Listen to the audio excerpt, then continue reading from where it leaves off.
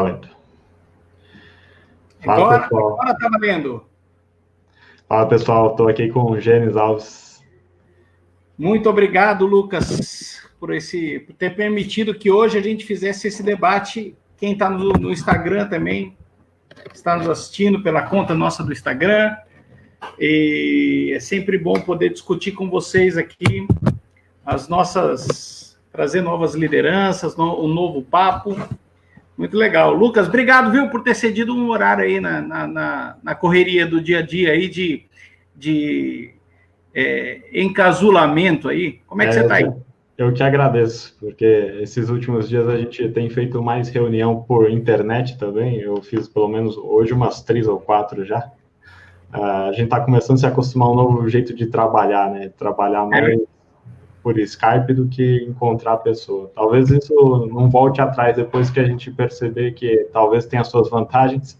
Quando a gente voltar a poder encontrar as pessoas, vai preferir fazer por Skype, pelo menos fica mais curta a reunião, né?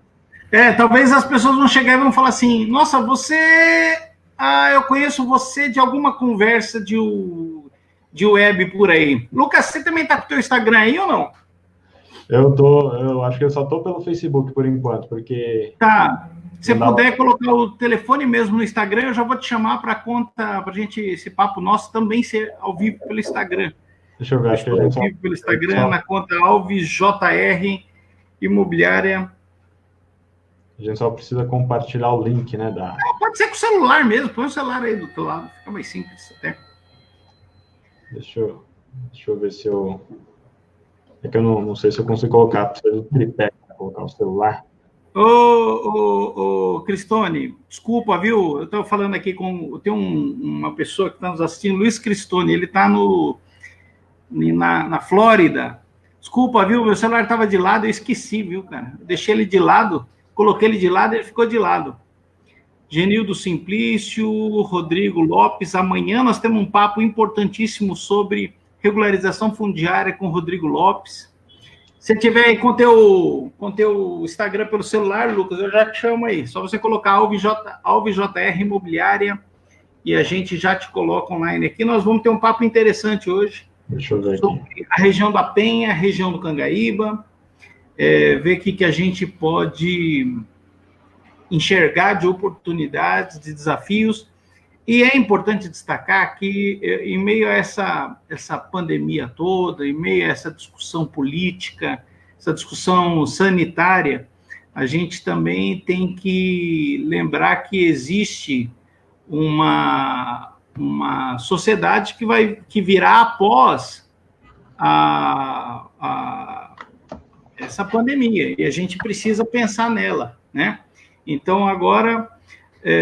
a gente também tem que fritar fritar o peixe de olho no gato, não é isso? Ô, Lucas, agora sim no Instagram. Agora sim no Instagram também. Deixa eu abaixar aqui, senão vai dar eco.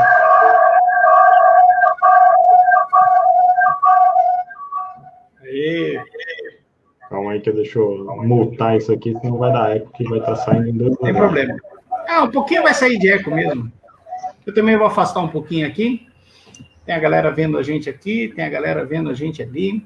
E tecnologia é assim mesmo. A gente tem que estar pronto para enfrentar todo dia um desafio, todo dia uma alternativa nova e um jeito de conversar novo. Eu estava falando que em meio a esse monte de pandemia, de discussão política em torno disso, né? Ô, Elisinha, grande abraço para você aqui, ó, saudade, hein?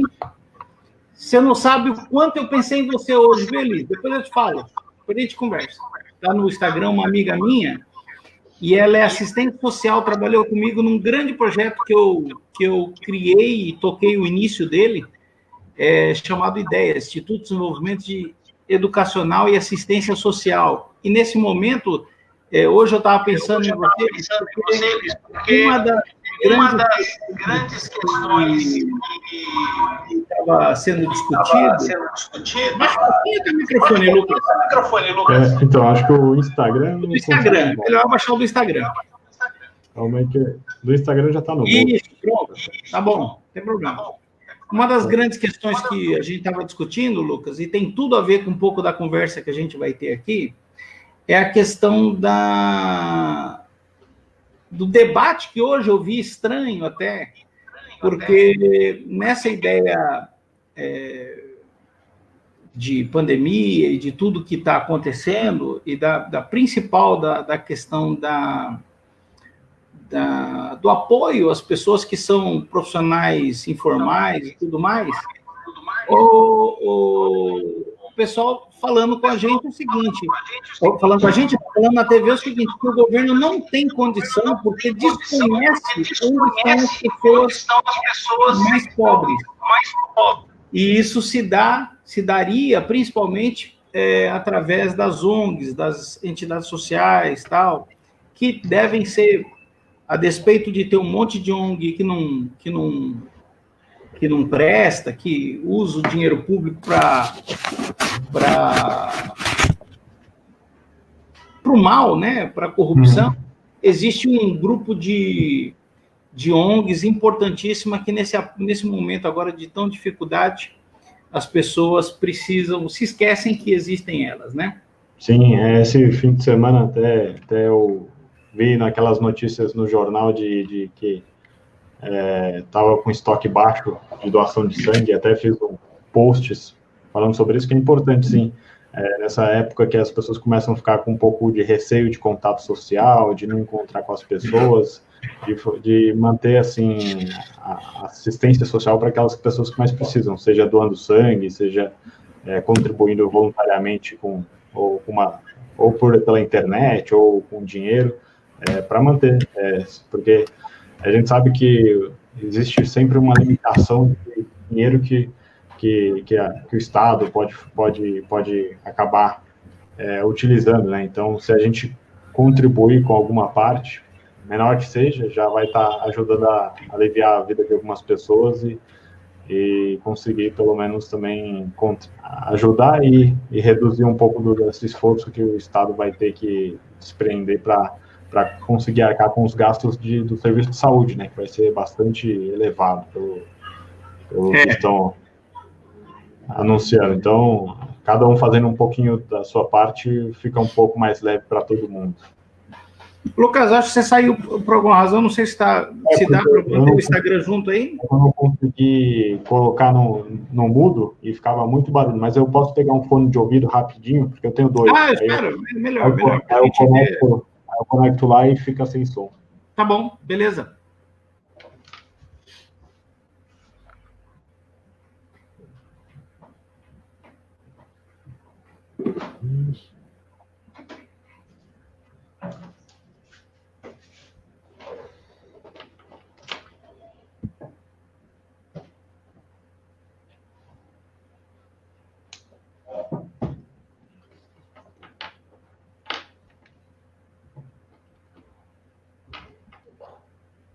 Deixa eu ver.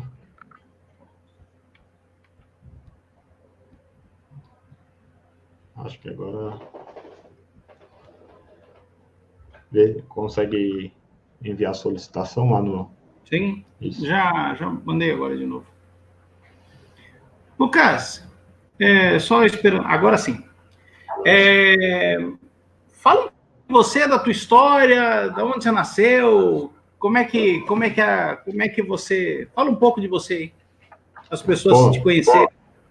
Eu nasci no bairro... Desculpa, quem está no canal do Lucas, obviamente, já conhece ele, né? O cara é super conhecido, mas quem está aqui assistindo pelas nossas redes sociais aí, talvez eu precise que você se apresente um pouco.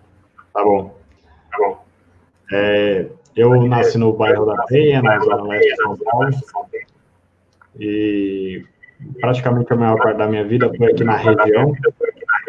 Os meus pais, eles têm uma história mineiro, Miguel do Anta, minha mãe Mato Grossense, eu de Inocência, vieram cedo para São Paulo, o pai chegou aqui com 7 anos, minha mãe com 18, meu pai chegou com vários irmãos, ele morou em Itaquera por um tempo, numa família, com os irmãos, sempre com muito trabalho, muito esforço, ele conseguiu conquistar muita coisa na vida, e minha mãe também tinha uma história muito interessante, que ela pôde ir à escola aos 13 anos. Aos 13 anos. Uau. Aos 13 anos. Meu avô falava assim, que mulher não podia estudar. Não era coisa de mulher estudar. Como uma mulher que sabe o que pode, ela, chegando em São Paulo, ela fez direito, se tornou advogada. Então, para ver que ninguém diz para a mulher o que ela deve ou o que ela deixa de fazer. Orgulho, hein? Com certeza. Então, esse é o, pelo menos falar um pouco, não dá para contar uma história dos meus pais, que eu estudei sempre em escola pública, mas eu sempre tive o privilégio de ter uns pais que sempre me apoiaram, né? Meu pai, minha mãe principalmente sempre falava: filho, você vai estudar, você vai ter. Então, essa é uma coisa que não dá para esconder. E aí eu estudei escola pública aqui, eu estudei no Padre Antão, que fica ali perto da igreja velha, e também estudei no Nossa Senhora, que também é um colégio tradicional da região.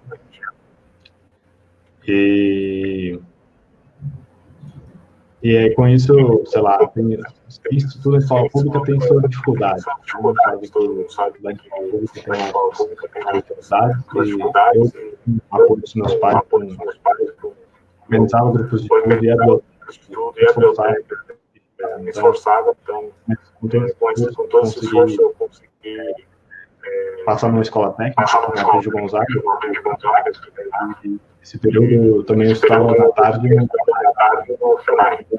Então, o dia era meio maluco. De manhã era escola média, técnica, e à noite eu estudava alemão. Você fez Senai? Fiz Senai na Moca, no Orlando Figueiredo. É um Senai bem pequenininho, só que lá eu fiz mecânica de usinagem. Também foi uma experiência muito legal. Porque eles ensinam não só uma técnica de usinagem, mas ensinam como você se comportar durante a sua vida, né? Eles ensinam principalmente organização, postura. Isso acho que é uma coisa que, por mais que eu não exerça a profissão de mecânico de usinagem e nada perto disso, eu trago essa bagagem para saber. Você tem o seu espaço, você tem que deixar organizado, tem que chegar antes de estar limpo, e quando você sair tem que deixar limpo, organizar a cadeira, então você precisa de metodologia de trabalho que faça o ambiente saudável. Né? Então, Lucas, só um negocinho, acho que a tua transmissão aí do Instagram tá ruim, cara, tá falhando. Tá ruim? Eu vou desconectar você só para conectar de novo, ok? Tá bom.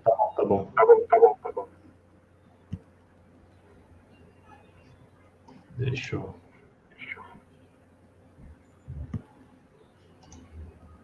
Acho que você tem que sair aí. Vamos ver se volta. Aí, agora, vamos tentar de novo.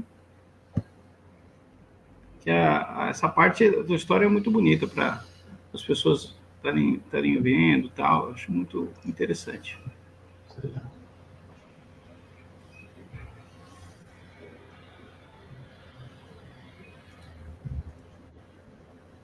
Será que agora vai? Aqui tem gente dizendo que tá dando eco. Tá ficando com eco? Eu chamei de novo, viu, Lucas? No Instagram.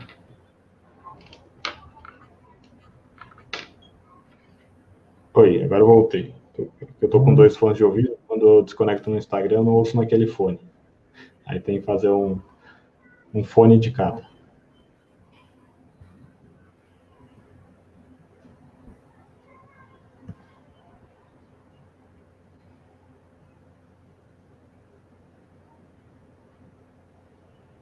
Aê, beleza? Vamos ver como é que tá agora, se a gente consegue. E aí?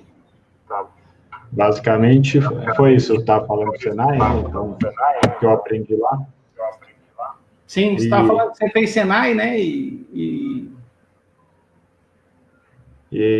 depois disso, com toda essa carga de horário, estudar de manhã, de tarde, de noite, eu consegui uma bolsa de estudos no Mackenzie, na Universidade Mackenzie, onde eu fiz graduação em Engenharia Civil. E Durante a graduação também eu fiz intercâmbio de 1 ano na Alemanha. Eu estudei na Universidade Técnica de Dresden, tudo isso com bolsa também. Então, minha história foi saindo da Penha para chegar até a Alemanha, né? A Penha até o que legal. Que cidade da Alemanha você foi, Lucas? Fui para Dresden, é uma cidadezinha a 100 quilômetros ao sul de Berlim. É uma cidade, sei lá, pequena, mas tem uma universidade muito boa lá. Fiz intercâmbio na graduação, fiz umas matérias interessantes lá sobre resistência do vidro, que eles usam, sabe, em lugares altos, em Paris, Torre Eiffel tem aquela base inferior e lá é tudo de vidro, né? Então, eles estudam quanta a resistência daquele vidro, que as pessoas ficam morrendo de medo, né, para pisar naquele vidro lá. É verdade. E aí eles falam como pelo menos tem essa matéria que calcula a resistência de vidro. Isso no Brasil não tem, então é uma coisa que eu consegui trazer de lá para... Ainda tem pouco uso no Brasil desse vidro estrutural para você pisar em cima, mas é um negócio que no futuro vão ter muito mais utilidades, né? Então, e só para terminar, fechar a história, depois de concluir a graduação, comecei a fazer pós-graduação na USP. Hoje eu faço na área de pesquisa, de pesquisa aplicada na computação na engenharia civil. Então, essa é um pouco da minha história. Para quem não me conhece, esse é o Lucas Soares. Lucas, então, só recapitulando. Então, você fez ensino primário, ensino secundário, você fez colégio, aí com o colégio Senai, você daí conseguiu uma bolsa de estudos no Mackenzie, e do Mackenzie você foi para a Alemanha, e da Alemanha você hoje está concluindo teu mestrado na USP em que matéria? Simulação computacional. Simulação computacional. Isso, aplicada à engenharia civil. A gente trabalha na área de fluidos. É um negócio bastante complicado, pesado computacionalmente, mas é bastante interessante. Legal, bacana. Lucas, hoje nós temos alguns, e você continua morando na Penha. É isso, Sim, né? Você mora perto da Gabriela Mistral, não é isso? Isso. Fácil acesso para Guarulhos, fácil acesso para Marginal. Desculpa falar fácil acesso, mas é que fácil acesso é linguagem de corretor, sabe, né? Corretor sempre que vai oferecer um imóvel é fácil acesso para aquilo e fácil acesso para aquilo. A pessoa nunca mora em algum lugar, ela sempre mora de fácil acesso a algum lugar, né? Mas, na verdade, você continua morando na Penha e você sabe, mais do que ninguém, os enormes desafios que a região da Penha, da Avenida Começo do Cangaíba, o que você falaria aí de cara? Quais são as principais dificuldades que a região tem ali hoje? Posso começar pelas coisas boas ou vamos começar pelas coisas boas? Claro, excelente. Quais são as principais oportunidades que existem na região lá?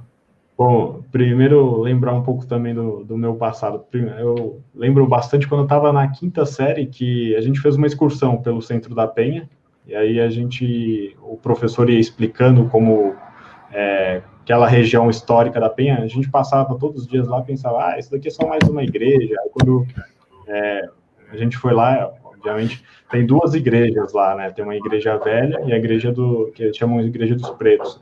Aí tem a história da Igreja dos Pretos. É verdade.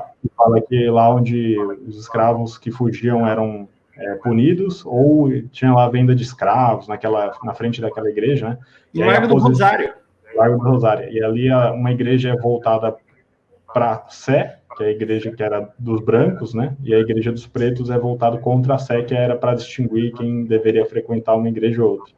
Então, isso é uma história antiga, mas mostra um pouco do bairro da Penha. É um bairro bastante tradicionalista, né? Tem uma história bem antiga e até às vezes é um pouco... As pessoas que moram aqui não conhecem um pouco dessa história, né?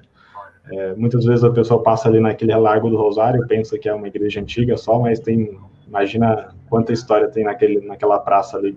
Muitas vezes de sofrimento. Vou te contar uma história que eu não sei se você sabe sobre a Penha, que ali era o ponto de parada, foi o ponto de parada quando Dom Pedro saía de São Paulo para ir ao Rio de Janeiro, ou do Rio de Janeiro para São Paulo, aí tanto faz, ali era um ponto de parada, porque ela é uma alta colina, numa colina, e logo em seguida ia ter o riacho, que hoje é conhecido como o Rio Aricanduva, né? Então, ela ia ter a colina para voltar a subir, e aí ia até direto já, então, ia até direto ao centro, ao colégio, do Pátio Colégio, onde tinha ali a cidadezinha chamada São Paulo de Piratininga. Mas era ali e era em São Miguel, que onde é a igreja São Miguel, no Largo do Forró, né?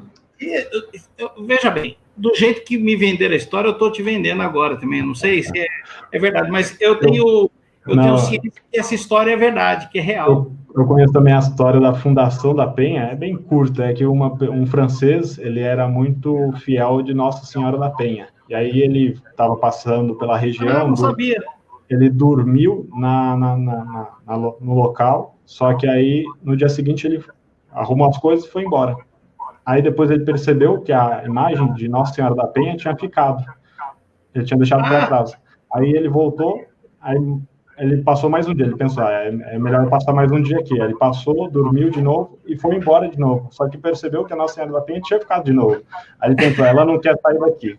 Aí, não sabia disso, não sabia. A história desse francês que aí virou a história Penha de França, né? Porque a Penha era da Nossa Senhora da Penha e o francês que esqueceu a estátua. Por isso dele. É Penha de França. Não sabia. Aí, aprendi mais uma hoje. Aí, que legal. Por causa desse francês aí que esqueceu ou deixou que ele rezava todos os dias, né? Então aí virou o bairro da Penha de França. Mas basicamente, por ser esse bairro histórico, então ele é bem localizado para transporte público. Então eu queria falar que a região tem bastante transporte público, tem chegadas pela Marginal, tem chegadas pelo metrô, tem chegada pela como chama? A avenida ali, agora fugiu o nome, que vem do centro. Celso Garcia. Celso Garcia. Tem a Radial Leste também, sim, paralela.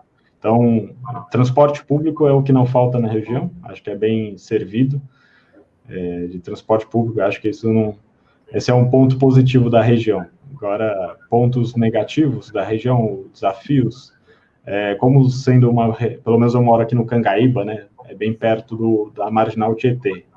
Quando chove bastante, aqui a rua a Gabriela vira um rio, né? Então, quando você desce, sim, do ônibus, tem uns 30 centímetros de água lá para você pisar e aí você se molha todo. Mas, tirando essas eventualidades que em São Paulo sempre acontecem, né? É um lugar bem localizado e muito bom de morar. Sim. Ô Lucas, eu quero parecer nostálgico, mas muito antes de você nascer, com certeza, já eu era pequeno, a minha mãe saía da Vila Oconé, ali onde a gente morava, e a gente pegava, porque tudo que a gente tinha que fazer, quem era da região de Artur Alvim, em Oconé, tal, tudo era na Penha, porque, na verdade, era o único lugar que era um centro comercial forte, né? Então, tinha um terminal de ônibus, que é onde é o shopping hoje, eu lembro direitinho do terminal de ônibus, era um contorno de paralelepípedo, e os ônibus entravam ali, e ali era a base, que era o terminal, porque a radial mesmo é uma invenção recente, né? Eu falo recente nos últimos, sei lá, 60, 70 anos. A radial antes toda a ligação da Zona Leste, da Penha, se dava pela Celso Garcia. E a Celso Garcia, principalmente depois da radial e depois do elevado do Aricanduva, Celso Garcia perdeu um pouco daquilo que ela tinha de bom, que era o comércio pujante e tal, e principalmente, no meu entender, não sei, até queria saber a tua opinião, essa questão dos corredores de ônibus. O corredor de ônibus, ele tem um lado muito bom de ligar pontos distantes, e tem uma lógica nisso, mas os corredores de ônibus em São Paulo, no geral, eles condenam as vias comerciais ao descaso. Estou falando aqui de Celso Garcia, estou falando de Avenida Santa Amaro, estou falando de outras avenidas que viraram cemitérios de lojas, cemitérios de comércio, porque as pessoas não trafegam mais a pé. E aí, obviamente, acaba vindo a pobreza, acaba vindo a medida... as residências subutilizadas, né? Como é que você pensa isso? Como é que você vê? Porque a Penha muito foi condenado o desenvolvimento dela nos últimos anos. Isso é uma queixa antiga dos comerciantes da Penha, porque o eixo de ligação da Penha com o centro, ou mesmo até com a estação do metrô, ficou muito comprometido. Como é que você acha disso? O que você acha disso? Sim, essa questão da Celso Garcia está sempre, pelo menos desde que eu me entendo por gente, ela sempre esteve naquela situação, já você que conhece um pouco mais da região, ela sempre esteve numa situação bem ruim para você andar lá a pé, não tem construções, tem construções bem antigas, algumas abandonadas, e algum tempo atrás, só uma coisa para pensar, algum tempo atrás, falavam que ali ia ser implantado, em vez de usar corredor de ônibus, um corredor de VLC, que eles chamam, né, que é veículo leve sobre trilhos, ou alguma coisa assim. Você fala na Celso Garcia. Na Celso Garcia, pelo menos era um plano, assim, um sonho, talvez.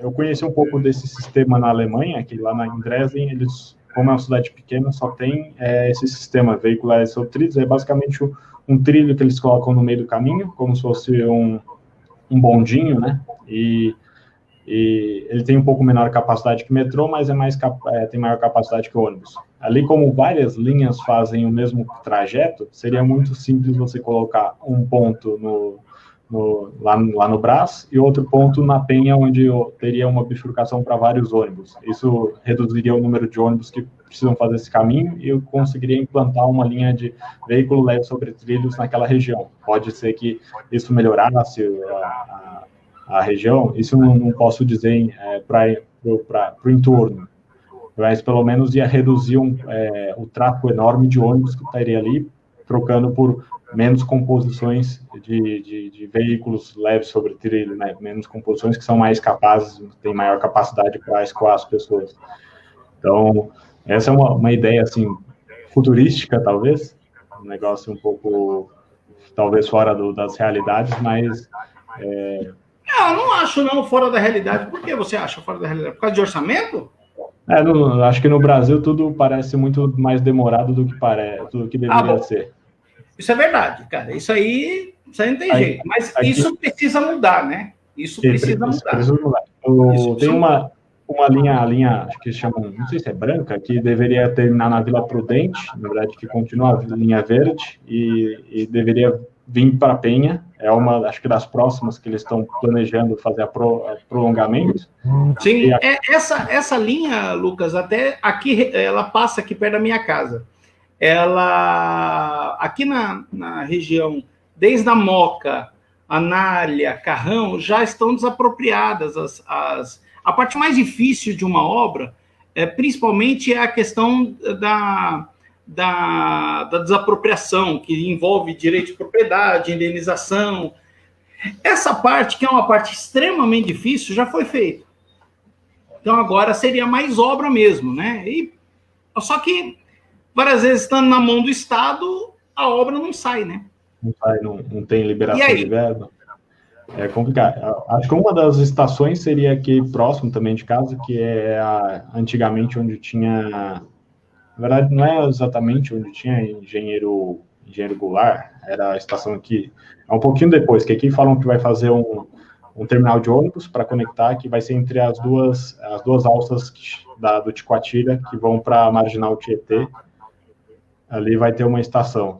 Então, isso está planejado, se você pegar mapas antigos, já está para estar concluído, sei lá, 2020, mas até hoje ainda está em desapropriação e começar as obras, né? Lucas, desculpa, te cortei, desculpa. Tudo bem. Acho que isso daí é um pouco de falta de tentar trazer as empresas para fazer negócios privados, né?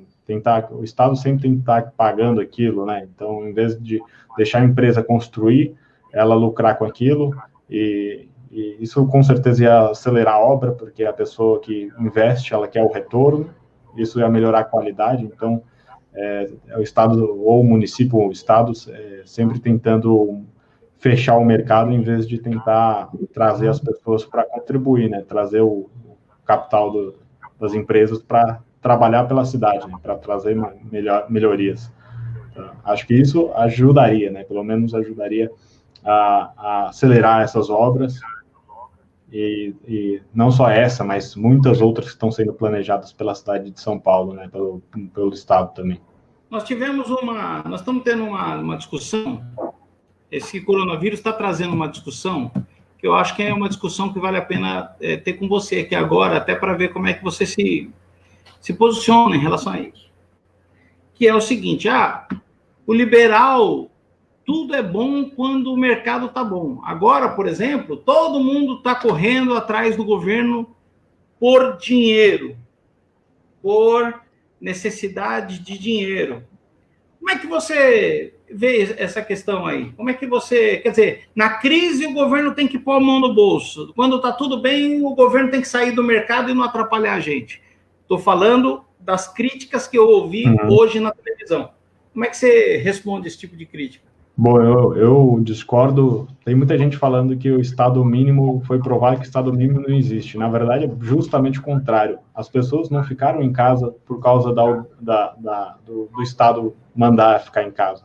As primeiras pessoas a ficarem em casa, elas fizeram isso voluntariamente.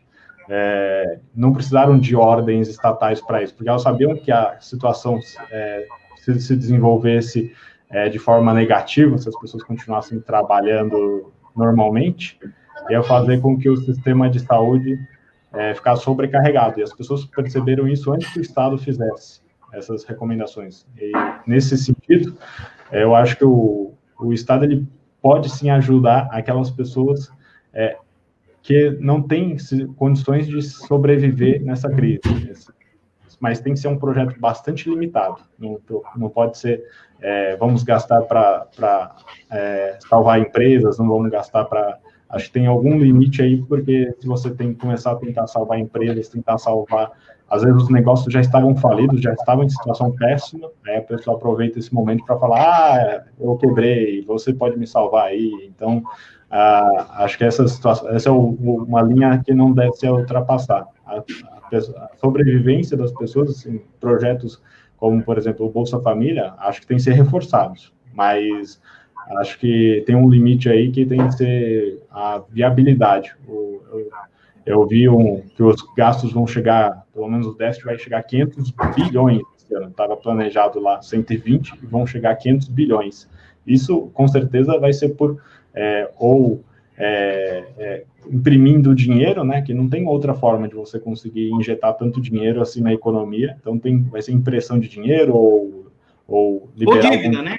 Ou impressão ou dívida, né? No caso, a dívida é o melhor caminho, porque a taxa de juros está muito baixa e porque a impressão de dinheiro levaria uma situação de inflação na sociedade, né? Então, mas eu também acho que talvez a dívida também crie porque a dívida ela vai ser uma liquidez no mercado e pode causar um pouco de inflação mesmo assim, porque pelo que eu vi era pelo menos 10 ou 15% do PIB injetado na economia, e isso vai aumentar o dinheiro disponível, vai levar a inflação, e então a gente paga a conta a longo prazo, apesar da crise demorar, sei lá, 1 mês, 2 meses no máximo, aí a gente vai pagar essa crise por 1 ano, 2 anos, 3 anos, porque a inflação vai continuar alta, e então por isso a gente tem um limite de gastos ali, a gente pode sim fazer, reforçar alguns programas, mas eu não acho que deveria abrir a carteira e sair gastando loucamente. Tem duas situações. Por exemplo, a gente está falando muito mais aqui sobre o aspecto do município, né?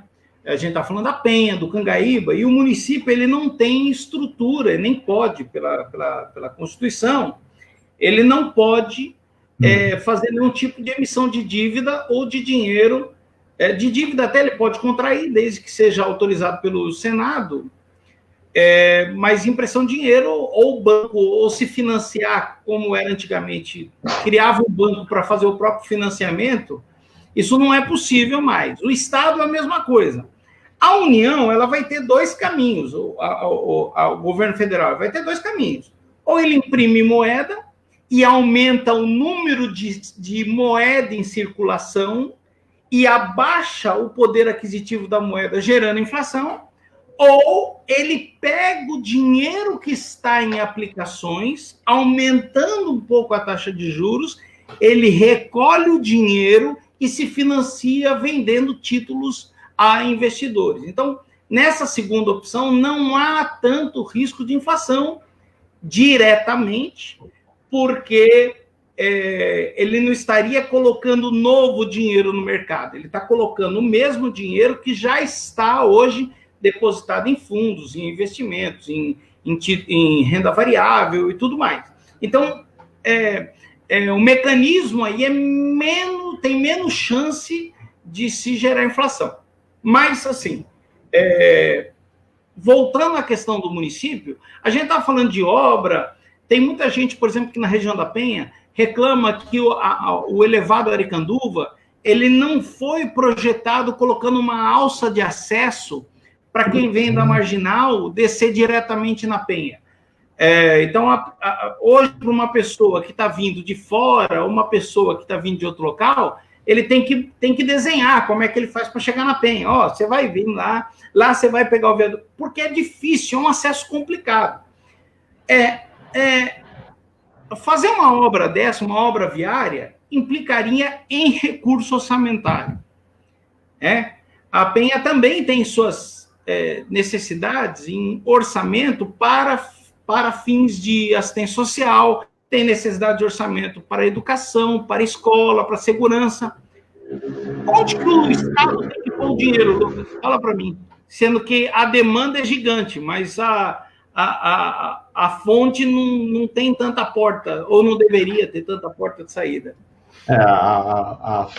As demandas são enormes, né? Mas o dinheiro é bastante limitado, então você tem que sempre ter bem definida na sua cabeça as prioridades. Se você tem, isso é importante, mas isso também, você nunca vai saber o que é realmente importante. Então, você precisa fechar ali, pelo menos no meu entendimento, entre segurança, saúde e educação, como sendo no primeiro nível. Ali você precisa realmente ter um cuidado bastante próximo, você pode ter um investimento mais direto do Estado. Nas outras áreas, o ideal é que você tenta trazer o privado, mesmo numa obra viária, trazer uma empresa para fazer junto, fazer uma licitação, fazer alguma forma para tentar trazer a eficiência do Estado. Quer dizer, trazer a eficiência da iniciativa privada para dentro de uma obra estatal. Então eu considero essas prioridades: segurança, saúde e educação, e aí as demais a gente tenta trazer de outras formas, né? Não só diretamente pela prefeitura ou pelo Estado, né? Tentando trazer de outras formas.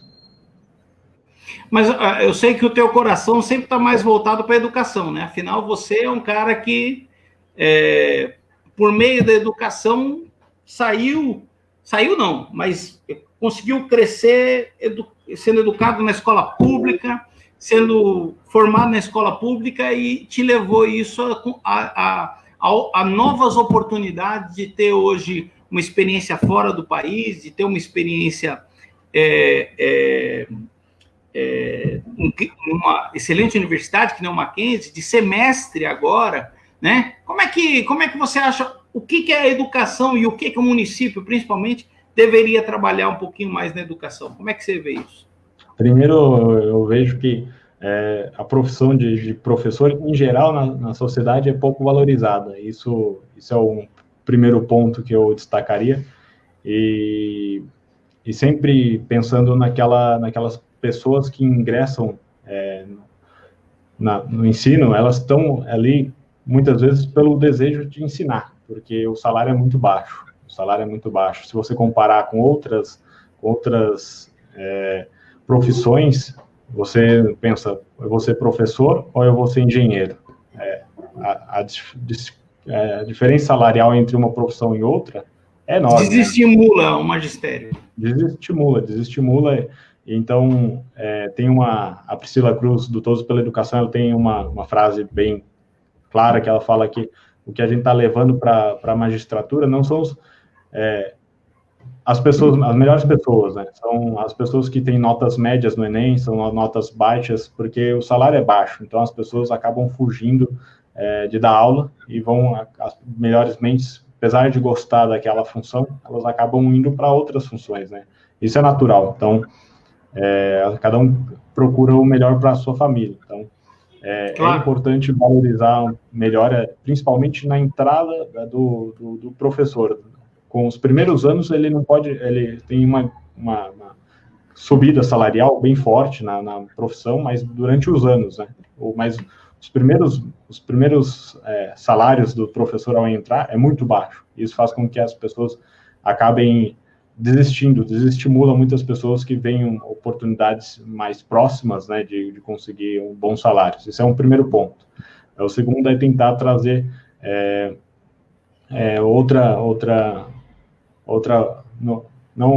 um dado interessante, que é muito ruim, mas é interessante, fala que mais de 30% das escolas municipais, o professor de educação física, ele tem que comprar material do próprio bolso para dar aulas. Então, as escolas não têm bons professores e, além disso, ainda os professores têm que gastar o seu salário para trazer material para aula, bola, para material esportivo, né? Então, isso faz com que, além de você ter um salário baixo, tenha que gastar com o seu trabalho, uma coisa que você não deveria. Então, a infraestrutura é ruim, os professores são pouco qualificados, então acho que a gente precisa mudar um pouco dessa lógica, trazendo um pouco da lógica, pelo menos, tem uma comparação, falam que a gente não tem uma crise nas escolas, a gente tem uma crise na escola pública, porque se você comparar, as escolas privadas, elas ficam entre os melhores do ranking,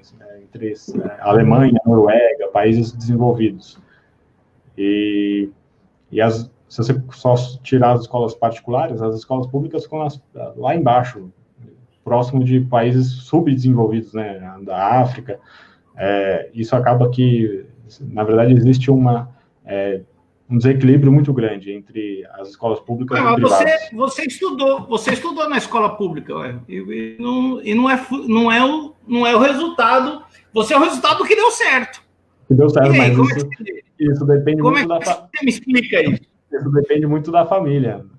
Você tem uma família que muitos dos alunos abandonam a escola durante a sua vida estudantil por ter que trabalhar, por ter que ajudar os pais em casa. Isso eu sempre tive apoio dos meus pais. Então, você tem, para quem estuda em escola pública, precisa de que os pais estejam lá juntos, né, contribuindo, cobrando as lições, cobrando o professor foi na escola, o professor não foi. Isso muitas vezes não acontece, né? A gente sabe que a realidade é que os pais, principalmente em situação bastante precária economicamente, eles não têm tempo, né, para acompanhar os seus filhos, ou mesmo não têm estudo necessário para acompanhar os seus filhos, né? Às vezes nem foram para a escola também. E então, o que a gente pode tentar é que a escola melhore para que esses alunos, mesmo que eles não tenham essa estrutura familiar, lógico, eles vão estar sempre um andar abaixo dos demais, mas mesmo sem ter essa estrutura familiar, que eles consigam, sim, alcançar seus objetivos com as próprias forças e sempre e para isso precisa de escolas com melhores qualidade, né? Não precisa que o pai vá lá cobrar se o professor foi ou não, não precisa que o pai acompanhe, mas que o próprio professor consiga ensinar e seja efetivo, né? A gente tem um gasto do PIB per capita, do PIB do Brasil, que é próximo de países desenvolvidos, e mesmo assim a gente não consegue alcançar, né, a qualidade do ensino. A gente precisa de gastar melhor esse dinheiro e mais efetivamente, né? Mais efetivamente para que os alunos saiam bem formados de escolas públicas e não precisem ter o que eu tive, né? Não precisem ter todo o apoio dos pais. Isso ajuda, mas nem todo mundo tem. uma coisa é a educação que é dada pela família, né? A família é responsável pela educação.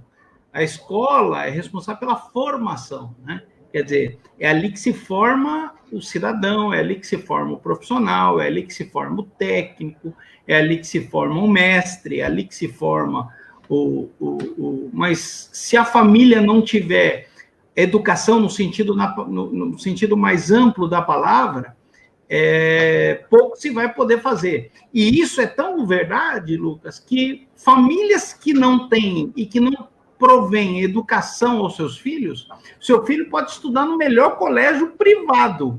Ela, com certeza, não vai produzir um bom cidadão, porque o apoio necessário para o desenvolvimento da criança, o desenvolvimento do cidadão ali, tem que ter uma base educacional que vindo da família. Por isso que eu tenho sempre, gosto de fazer essa separação, não sei até se você concorda comigo, mas assim, porque a palavra educação é usada para tudo.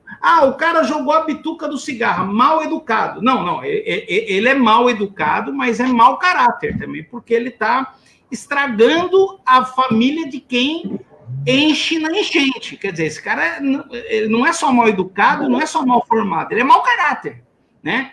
Mas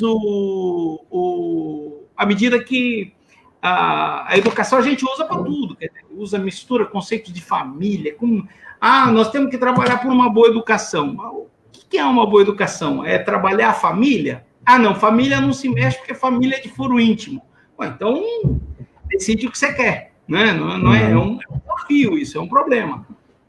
É interessante que muitas vezes o pessoal também fala sobre desigualdade, né? A desigualdade tem aquela imagem clássica lá das 3 pessoas assistindo um jogo, né? Aí tem uma pessoa que tem um caixotezinho, outra tem 2, outra tem 3, né? E aí uma coisa que muita gente fala é sobre desigualdade, mas só você tendo nascido bonito ou feio já mostra que o mundo é desigual. Você vai ter suas chances diferentes se for uma pessoa bonita ou uma pessoa feia. Isso não é claro.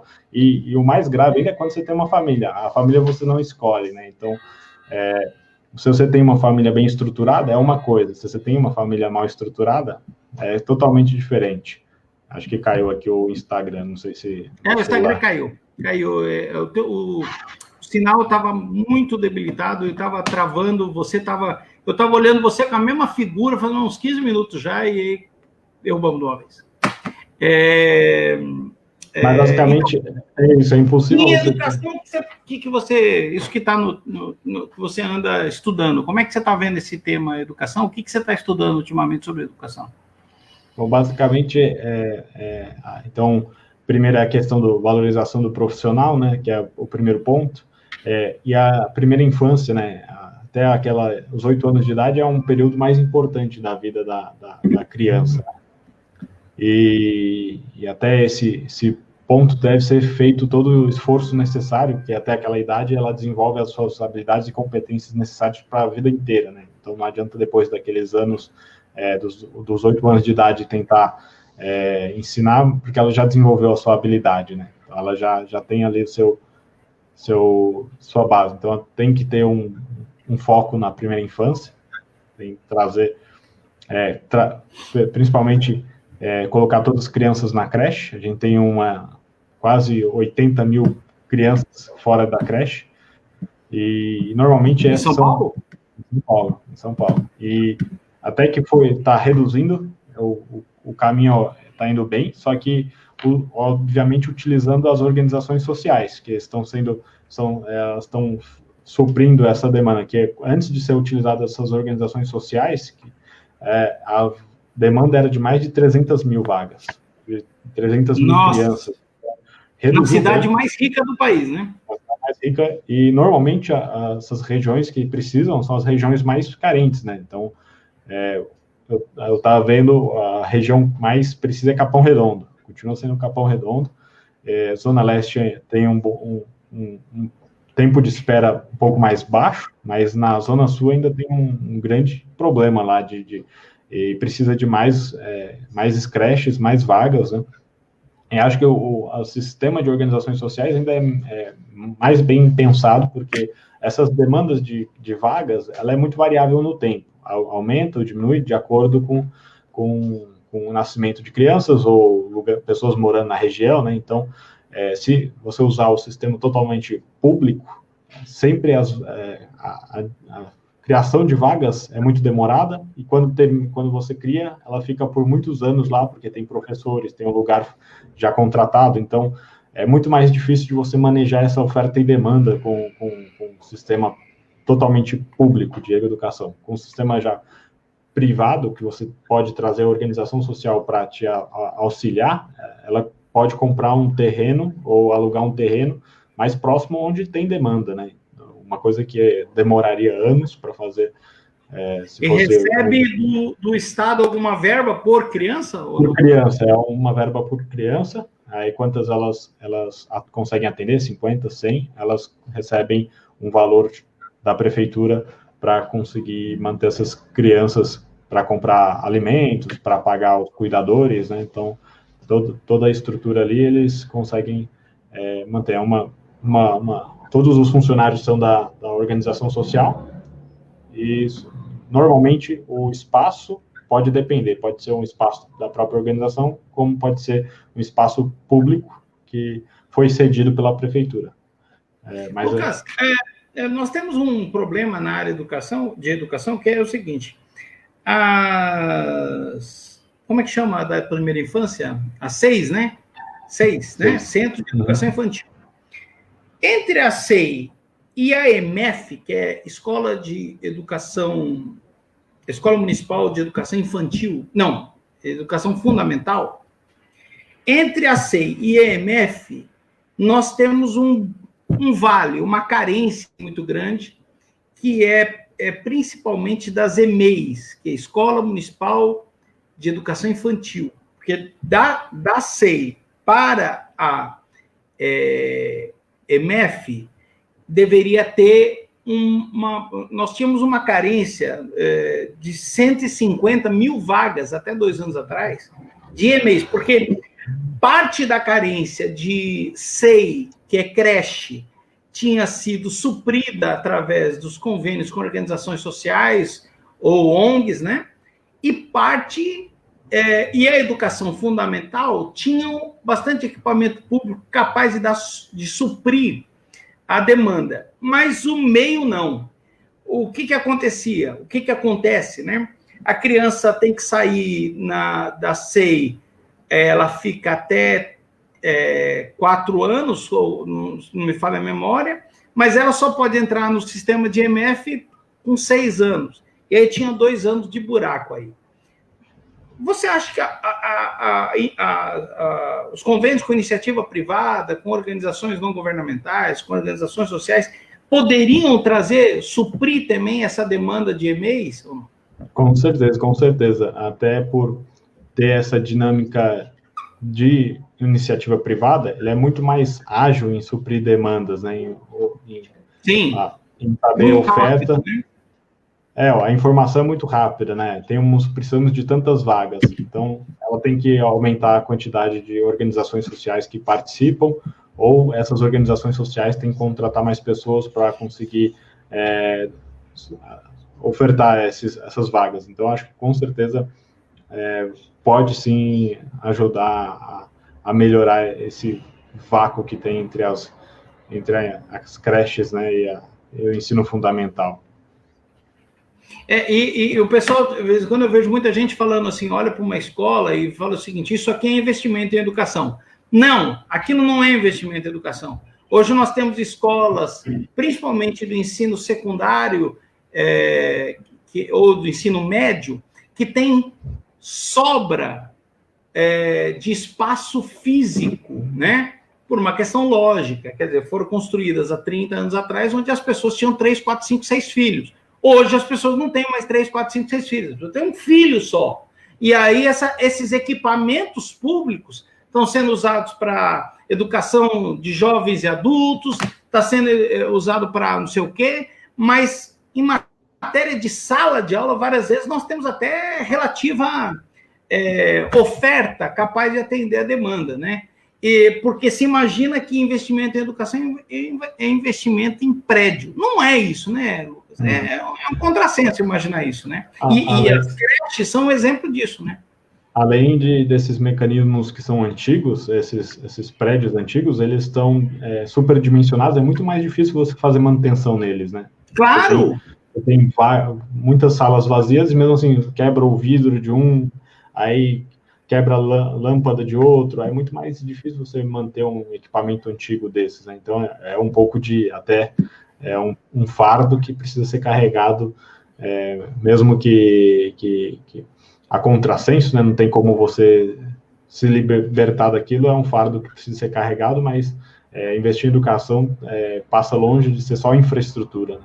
Investir em educação, principalmente são os professores, né? Os profissionais que trabalham lá são as pessoas que fazem a diferença entre um aluno que vai sair bem formado e um aluno mal formado. Obviamente que a infraestrutura hoje, principalmente em tecnologia, você precisa de computadores nas salas de aula. Sim, né? Claro.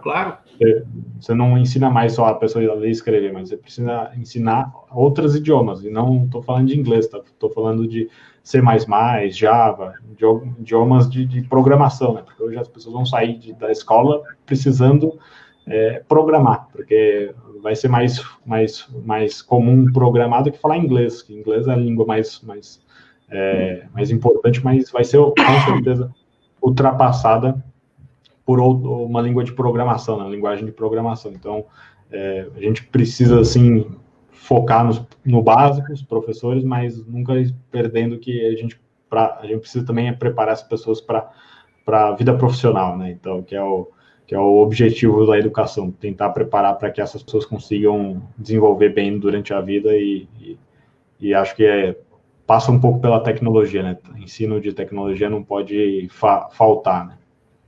Ô, Lucas, a gente já está inteirando 50 minutos de conversa, mas eu queria trazer dois assuntos aqui que eu queria saber a tua opinião e queria que quem nos assiste também soubesse como é que você pensa e o que eu penso também, mas principalmente o que você pensa sobre duas coisas. Primeiro, método de ensino. Você falou uma coisa agora de programação e tem uma discussão muito grande sobre, peraí, mas o que é formar hoje, né? Será que o nosso método utilizado, método público de educação, está preparado para essa nova linguagem? Então, isso não só linguagem de programação, mas essa nova linguagem social. Essa é uma dúvida, uma pergunta que eu queria deixar para você. E a segunda pergunta, já emendando, que a gente está tempo já bastante, você estudou, fez mestrado na USP, concluiu agora o mestrado na USP.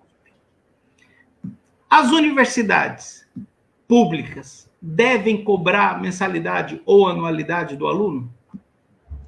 Bom, começando pelo último, eu acredito que sim. Os casos de pessoas que não conseguem pagar, elas devem sim ter uma bolsa de estudos, mas tem que ser uma bolsa, né? A pessoa tem que receber aquilo. As pessoas que conseguem, uma grande parte dos alunos, principalmente da área que eu estudo, que é lá na Poli, né? São engenheiros, às vezes os pais são engenheiros, ou médicos, então são pessoas já de uma classe social elevada. Essas, obviamente, elas têm condições de pagar. Muitas vezes você pode ver que quando ele passa na universidade, ele ganha um carro de presente dos pais. Porque é aquele negócio, eu estou economizando no gasto da universidade, não vou precisar pagar, sei lá, 200, 300 mil numa universidade particular, às vezes até mais, né? Hoje, e estou dando um carro de 30 mil. Aí um carro de 30 mil economizou quase 300 mil reais aí, né? Então, é uma questão que realmente tem que ser valorizada a vaga da universidade pública, porque a demanda, ou quantidade de pessoas indo para a universidade pública é pela qualidade, primeiro, mas também existe por ser de graça. Obviamente, ser de graça é um grande atrativo. Se você começa a cobrar, a pessoa fala, mas eu tenho a universidade pública, a universidade particular, que também vou cobrar, e ela tem uma qualidade tão boa quanto. Então, aí a pessoa vai começar a pensar. Talvez reduz a quantidade de pessoas que vão procurar a universidade pública por ser gratuita, né? E acaba equilibrando, né? Sobrando mais vagas para as pessoas que realmente precisam da universidade pública. Então, é possível equalizar isso com um programa de bolsa, por exemplo. Até porque não existe formação gratuita, né? Ela é paga, ela é paga pelo cidadão, mas ela é paga. Ela é paga, e muito bem paga. Se não me engano, um aluno da universidade, eu não sei se é específico de engenharia, ele é R$40 mil por ano, o custo de um aluno na USP. Não sei se é só na USP ou aluno da USP. Mas é R$40 mil por ano, pelo menos. Esse é o custo. Então, é um custo alto. Imagina 5 anos, dá R$200 mil, né? Que é o curso de engenharia. Então, é um custo alto e se a pessoa não consegue pagar, ela deve pagar. E as pessoas que não têm condições não devem pagar. Aí a primeira coisa de método acho que a educação pública ela sempre está correndo atrás de melhorias, né? Então sempre está um pouco defasado, né? Com certeza tem muitas escolas particulares que têm outros métodos de ensino que usam muito mais a tecnologia, como eu já tinha falado, usam muito mais tecnologia no seu ensino, já tem programação, já tem robótica, já tem diversas coisas a mais. E é incrível que quando eu estudei aqui no Padre Antão, eu tinha aula de inglês, que é uma coisa básica, obviamente, mas eu lembro que a professora passava o mesmo conteúdo todos os anos. Era sempre o mesmo conteúdo que era sempre o verbo to be, e ela nunca saía daquilo. Então, você vê uma grande diferença. Enquanto um cara da escola particular está aprendendo robótica e sai provavelmente falando inglês fluentemente, o cara de escola pública só sabe falar o verbo to be. O negócio assim, que é tão defasado, tão atrasado, que é muito difícil você falar de metodologia. Talvez não tenha precisa assim evoluir muito mais rápido do que a gente espera para conseguir alcançar, né? Equilibrar esses dois mundos, da escola pública e da escola privada.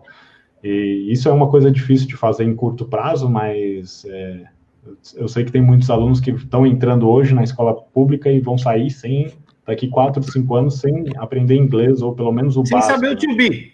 Sem saber o to be. É um negócio impressionante. Eu virava até piada, né? Que lá vem ela de novo no verbo to be. Putz.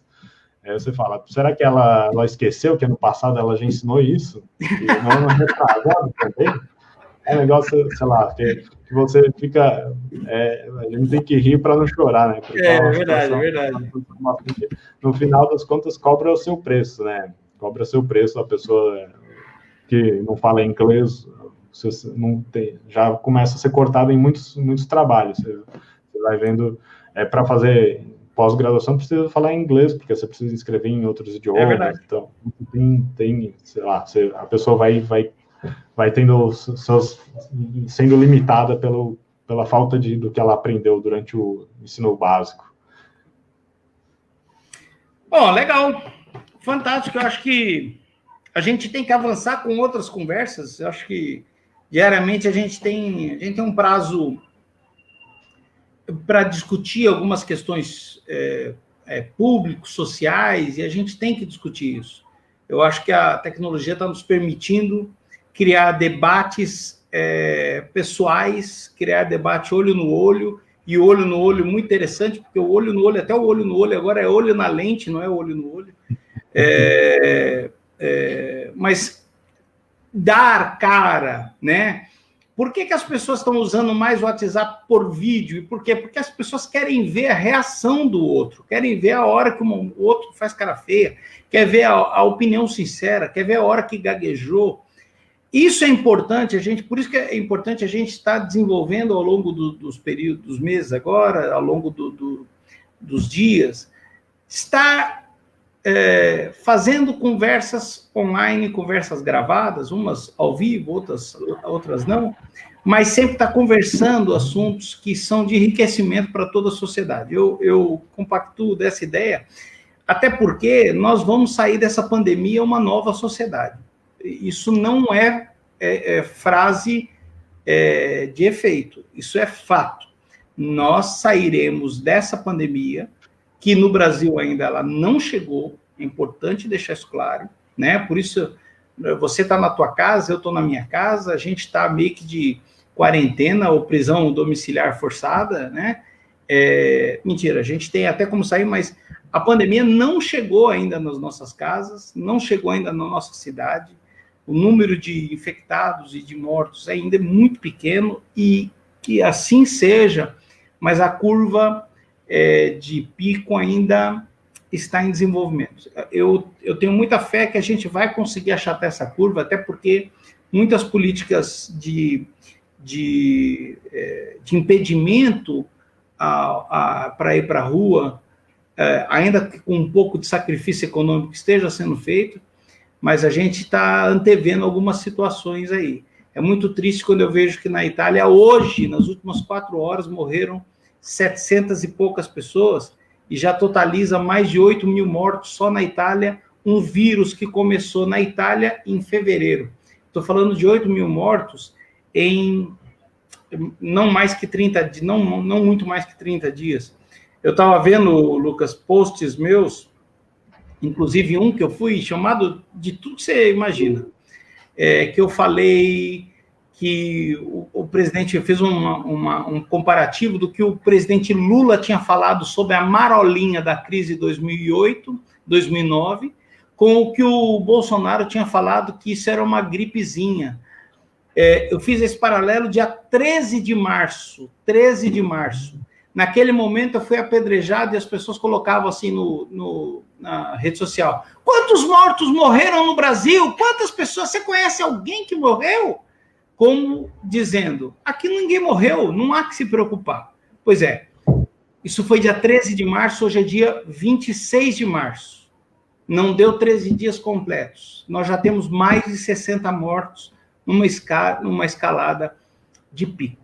Então, nós vamos sair diferente dessa crise. Tudo, os serviços, o comércio, tudo vai sair diferente dessa crise. Por isso que eu acho importante a gente estar aproveitando esse momento para também não só estar vendo a tragédia, não só estar vendo a desgraça, mas estar discutindo com gente que nem você, assim, que tem formação, que tem cabeça, que tem uma visão clara de mundo, uma experiência fora, que saiu do colégio público da Penha, do ensino médio público da Penha, ganhou bolsa no ensino privado, foi para fora do país, foi para a Alemanha, teve uma experiência fora, hoje é mestre já praticamente pela Universidade de São Paulo, e isso é muito interessante para a gente estar discutindo coisas novas aqui. Por isso eu quero te agradecer esse papo, muito bom, muito bacana. Você vê que passa rápido, a gente fala, nada, deu 1 hora que a gente está conversando aqui.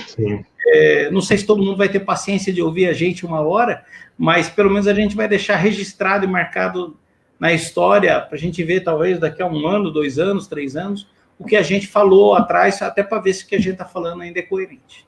Com certeza. Eu também compartilho com você que realmente nossa sociedade vai sair bem diferente. Acho que vai valorizar muito mais os momentos de estar juntos, né? Com a família, principalmente, nessa época que a gente não consegue ver as pessoas mais velhas, os mais idosos da família, né? Justamente para protegê-los, mas acho que Sim. A gente vai sair muito mais fortalecido, e com certeza é muito importante a gente estar sempre trocando informações. Acho que é um momento da sociedade que a gente percebeu que o político não é mais um deus, né? Não é o cara, ele erra, e erra muito. Erra muito. E às vezes as pessoas percebem que ele está errando e aí criticam, né? Então agora as pessoas têm voz para criticar, né? Isso eu acho que talvez é uma revolução. Antes o jornal, a revista tem lá certas limitações para você conseguir com a sua opinião falar sobre aquele assunto. E hoje a gente consegue ter voz ativa em muitas coisas e sentir o que as outras pessoas também estão sentindo, né? Então acho que é uma ferramenta importante justamente para corrigir os erros das pessoas e perceber que a gente está junto nessa, né? E a gente só sai junto, só sai melhor se a gente sair junto. Então a gente torce para que em abril, ali até meados de abril, a crise comece a diminuir e a gente consiga voltar para nossas vidas normais, né? Trabalho, sair de casa, isso a gente torce. Ninguém torce por um prolongamento da crise, né? Claro.